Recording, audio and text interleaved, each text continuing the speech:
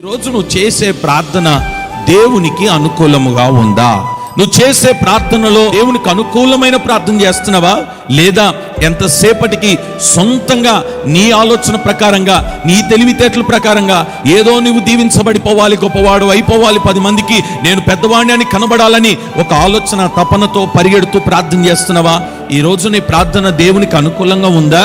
నీ మనవి దేవునికి అనుకూలంగా ఉందా? మనం చేసే ప్రార్థన ఎలాగుంటుందో తెలుసా?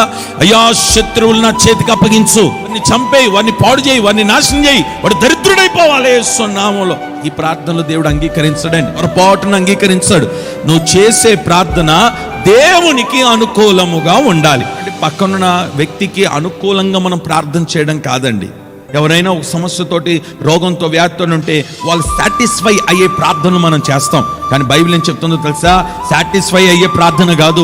మొట్టమొదటగా వారు తమ తప్పులను ఒప్పుకొని ఆ పశ్చాత్తాపనతో కూడిన ప్రార్థన, కన్నీటి ప్రార్థన చేస్తేనే వారు సమస్యల నుండి విడుదల పొందుతారు. ఎంతసేపటికి ప్రభువా సమస్యల నుండి విడుదల చేయి, రోగాన్ని బాగు చేయి, వారి అప్పులు తీర్చు, వారి కష్టాలను తీర్చు, ఇవన్నీ పక్కన పెట్టండి. నీ సమస్యలు తీరాలన్నా, నీ రోగం పోవాలన్నా మొదట నీ ప్రార్థన దేవుడికి అనుకూలంగా ఉంటే తప్ప నీ సమస్యల నుండి నువ్వు విడుదల పొందలేవు. నువ్వు చేసే ప్రార్థన బట్టి దేవుడు సంతోషపడుతున్నాడా?